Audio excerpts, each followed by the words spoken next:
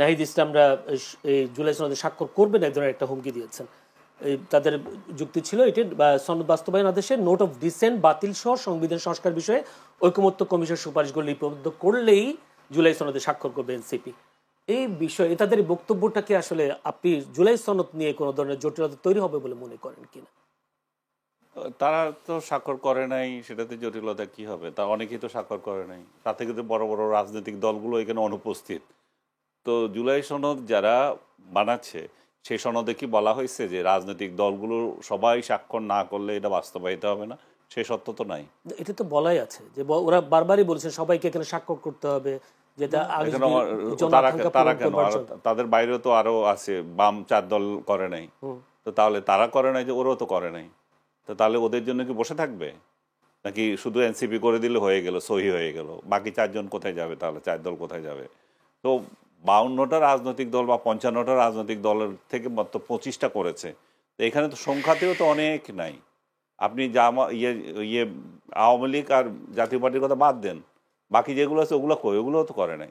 তো এগুলো হচ্ছে আমি আমি আমি মনে করি না যে খুব একটা বড় ধরনের কোনো সমস্যা হবে, কিন্তু ইনডিসেন্ট দেখায় তারা। জুলাই আন্দোলনে যাদের একটা ভূমিকা ছিল, সেই রাজনৈতিক দল যারা সংস্কারের বিভিন্ন দাবি করছিল, তারা যখন এখানে অনুপস্থিত থাকে একটা ইনডিসেন্ট দেখায়, কিন্তু এটা বাস্তবায়নের পক্ষে আমার মনে হয় না যে তাতে কোনো সমস্যা হবে। আর একটা প্রশ্ন, বাংলাদেশের একজন বেশ ভালো উপস্থাপক, নামকরা উপস্থাপক খালেদ মহিউদ্দিন বাংলাদেশে এসেছিলেন। তিনি একটি আলোচনায় বলেছেন তিনি শেখ হাসিনার সাক্ষাৎকার দিবেন, এর জন্য জেল জুলুম হলেও তিনি পরোয়া করেন না, বা তিনি এভাবে বলেছেন যে সেক্ষেত্রে আইনের কোনো ব্যত্যয় ঘটলেও তিনি তা নেবেন বলে জানিয়েছেন সাংবাদিক খালেদ মহিউদ্দিন। কেউ কেউ বলছেন খালেদ মহিউদ্দিন শেখ হাসিনার এই সাক্ষাৎকারের মাধ্যমে আওয়ামী লীগকে ফেরাবার চেষ্টা করছেন। আপনি কি বলবেন? আমি এগুলো মনে হয় যে ফেসবুক, সামাজিক যোগাযোগ, দূর এটা আপনি নাম বলেন, কেউ এটা সামাজিক যোগাযোগ অনেক কথা থাকে, সোশ্যাল মিডিয়ার কথা সেটা বলেন, সোশ্যাল মিডিয়ার কথা আপনি তো কেউ না কেউ বলেন সোশ্যাল মিডিয়া। আচ্ছা, সোশ্যাল মিডিয়া এটা নিয়ে অনেক কথা হচ্ছে, আমি গত 2 দিন থেকে দেখতে পাচ্ছি, কিন্তু বাস্তবতা হচ্ছে যে খালেদ মহিউদ্দিন কি বলেছিল? ও বলেছে যে উনি যদি আমাকে সাক্ষাৎকার দেন, জি, আমি নিতে চাই, এবং তার জন্য যদি প্রয়োজন হয় আমি জেলমে যাবে। এখানে আমার কয়েকটা পয়েন্ট আছে। প্রথমত হচ্ছে যে শেখ হাসিনা সাক্ষাৎকার এখন কেন নেওয়ার প্রশ্ন আসবে, সেটা একটা বিষয়। দ্বিতীয়ত হচ্ছে শেখ হাসিনার সাক্ষাৎকার বাংলাদেশের বর্তমান আইন অনুযায়ী যেটা আছে সেটা এখন নিষিদ্ধ হয়ে আছে, যেটা এর আগে আমরা দেখেছি আদালত কর্তৃক তারেক রহমানের সাক্ষাৎকার নেওয়াটাও নিষিদ্ধ ছিল বাংলাদেশের মিডিয়াতে। তো তখন তো সেটা ফলো করা হয়েছিল, তারেক রহমানের ইন্টারভিউ এই দেশে কেউ ওইভাবে প্রচার করে নাই, বরং একটা টেলিভিশন তার বক্তৃতা প্রচার করেছিল বোধহয়, তারা সাজাও পেয়েছে। তো একই কাহিনী এখানে অ্যাপ্লাইড হবে। সরকার যদি নির্ধারণ করে থাকে, আদালত যদি নির্ধারণ করে থাকে যে শেখ হাসিনার ইন্টারভিউ এখানে যাবে না, তাহলে তো সেটা নেওয়ার প্রশ্ন আসে না। এখন কথা হচ্ছে যে খালেদ মহিউদ্দিন কেন এটা চাচ্ছে, এটা নির্ভর করতেছে সে কোন মিডিয়ায় কাজ করে। আমি ইচ্ছে করলে আমি শেখ হাসিনা ইন্টারভিউ নিতে চাই, আমার খায়েশ প্রকাশ করলাম। এখানে 2টা জিনিস আছে। একটা হচ্ছে প্রথম যে বিষয়টা আছে, শেখ হাসিনা কি বসে রয়েছে আমাকে ইন্টারভিউ দিতে? ভাবখানা এমন যে শেখ হাসিনা বসে রয়েছে আমাকে ইন্টারভিউ দিতে। শেখ হাসিনা যদি ইন্টারভিউ দেন, আমি দিতে চান, উনি দিতে চান কেন? উনি দিতে চাওয়ার জন্য কি দেশের সারা ওয়ার্ল্ডে আর কোনো লোক পাচ্ছে না? ইন্ডিয়ার দিল্লি হচ্ছে সারা ওয়ার্ল্ড মিডিয়ার হাব। সেখানে এমন কোনো মিডিয়া নাই যেখানে সারা ওয়ার্ল্ডের, সেখানে তার প্রতিনিধি নাই। শেখ হাসিনা যদি ইন্টারভিউ দিতে চান, হাজার হাজার মিডিয়া আছে যে সেটা কভার করার জন্য। এখন কথা হচ্ছে শেখ হাসিনা অভিপ্রায় ব্যক্ত করেছে কিনা, তা তো করেন নাই। তো শেখ হাসিনা অভিপ্রায় ব্যক্ত করেন নাই, আরেকজন সাংবাদিক বলবো উনি যদি দিতে চান, এটা নিয়ে এত শোরগোল করার আমি কোনো কিছু দেখি না। দ্বিতীয়ত হচ্ছে যে খালেদ মহিউদ্দিন যে মিডিয়াতে কাজ করেন, মনে করেন উনি বিবিসিতে কাজ করেন, বিবিসি যদি লন্ডনের একটা প্রতিষ্ঠান হয়ে থাকে, বা সিএনএনে কাজ করে থাকেন, ওটা যদি আমেরিকান প্রতিষ্ঠান হয়ে থাকে, তাহলে তো তার বাংলাদেশে আইনে যেই কথা বলা হয়েছে শেখ হাসিনা ইন্টারভিউ নেওয়া যাবে না, সেটা তার জন্য প্রযোজ্যই না। তো তাহলে বিষয়টা নির্ভর করছে আমার আউটলেট কোনটা, আমি কার জন্য কাজ করছি। আমার প্রতিষ্ঠানেই তো এটা আমার ইন্টারভিউ পাবলিশ করবে না, তো তাহলে আমার এটা নিয়ে এত টেনশন করার দরকার নেই, এবং এটা নিয়ে বাহাদুরি করার যেমন দরকার নাই, এবং এটা নিয়ে জুলাইকে মকারি করারও যেমন দরকার নাই, তেমনি জুলাইয়ের যে যোদ্ধারা আছে তারাও এটা নিয়ে হাহাকার যে পড়ে গেছে, এটা আমার প্রয়োজন মনে করি না। সবচেয়ে বড় কথা হচ্ছে শেখ হাসিনাকে প্রতিষ্ঠিত করা। শেখ হাসিনাকে প্রতিষ্ঠিত করার কি আছে? শেখ হাসিনা একটা রাজনৈতিক দলের নেত্রী, তাকে পরাজিত করা হয়েছে, উনি এখন অন্য একটা দেশে আশ্রিত। তার রাজনীতিতে তাকে প্রাসঙ্গিক করে তুলছে কারা? তাকে প্রাসঙ্গিক করে তুলছে তো বর্তমান সরকার, তাকে প্রাসঙ্গিক করে তুলছে যে জুলাইয়ের ব্যক্তিরা।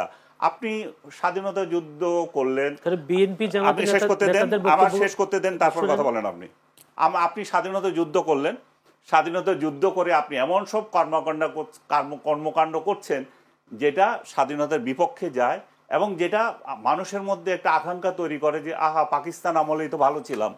তো একই কাহিনী তো আমরা এখনো দেখতে পাচ্ছি। আপনি 5 আগস্ট একটা বিপ্লব ঘটালেন, সেই বিপ্লবের পরবর্তীতে যারা পরাজিত শক্তি তাদেরকে নিয়ে বারবার আলোচনা করছেন এবং তাদের প্রয়োজনীয়তাটা আপনি জনগণের কাছে বুঝিয়ে দিচ্ছেন কি দিয়ে? আপনার শাসন দিয়ে। আপনার শাসন দিয়ে এমন নিম্নস্তরের শাসন যেটা দিয়ে জনগণ, সাধারণ রিকশাওয়ালা পর্যন্ত আপনাকে রাস্তায় গালাগালি করতেছে। আমি তো কোথাও দেখি না যারা বলেন যে আপনারা ডক্টর ইউনূসের শাসনে এত খুশি, এত আনন্দের বন্যা বয়ে যাচ্ছে, সেই লোকগুলোকে আপনারা ইন্টারভিউ করেন। আপনারা যে মিডিয়াগুলো এখন আছেন তারা সেই লোকগুলোর ভয়েস নেন না কেন? যে সেই লোকগুলো বলুক যে আমরা আনন্দে বন্যায় ভাসতেছি ডক্টর ইউনূসের শাসনে, আমরা ওনাকে আরো 5 বছর চাই, ওনাকে আরো 10 বছর চাই। সেটা না এনে আপনারা ব্যক্তিকে অভিযুক্ত করেছেন।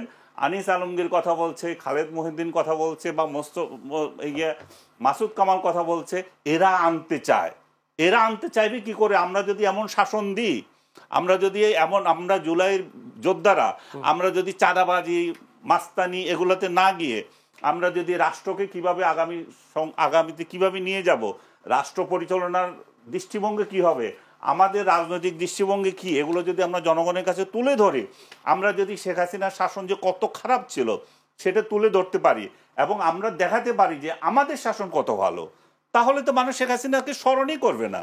কিন্তু আপনারাই বারবার শেখ হাসিনা এবং আওয়ামী লীগকে প্রাসঙ্গিক করে তুলছেন, আপনাদের প্রাসঙ্গিকতা আপনারা তুলে ধরছেন এবং তার জন্য আপনারা অন্যদেরকে ব্লেম দিচ্ছেন যে তারা আনতে চায়। তাদের কোন ঠেকা পড়েছে শেখ হাসিনাকে ক্ষমতায় আনার জন্য? এটা মিডিয়া আনতে চাচ্ছে, মিডিয়া না, যারা জুলাই যোদ্ধা, যারা এই সমস্ত, বা জুলাই যুদ্ধ বলবো না সরাসরি, যারা এই সমস্ত প্রপাগান্ডা চালাচ্ছেন তারা।